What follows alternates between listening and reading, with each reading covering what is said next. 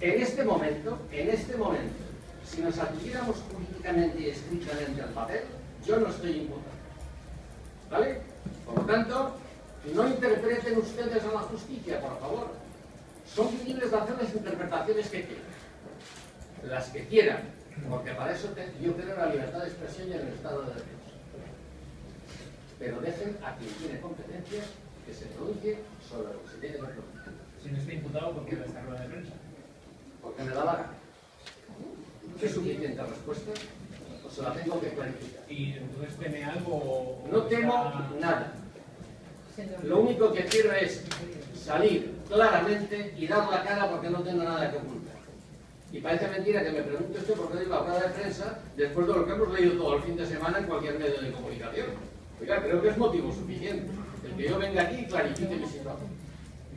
¿O no? ¿O tengo que callarme y aceptar lo que se diga?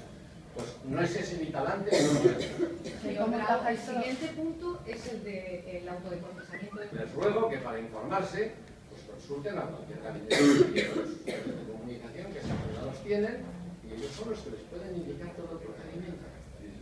Ellos son los que les pueden indicar todo el procedimiento. Como yo estoy informado. Y por eso estoy aquí con la resolución que está. ¿Y cómo encaja esto en las líneas rojas del presidente Fabra? ¿No las incumple? Mire usted, las líneas rojas del presidente Fabra son muy respetables y son suyas.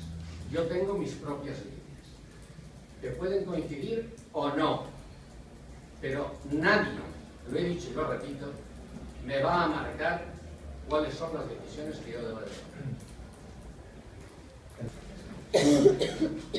Puestos a pedir, pediría hasta coherencia en la aplicación de las leyes. Y no digo más. Cuando sea el momento que yo considere oportuno, ya lo he dicho.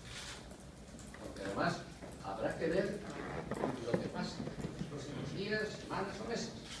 Y cuando eso pase, pues iremos tomando decisiones.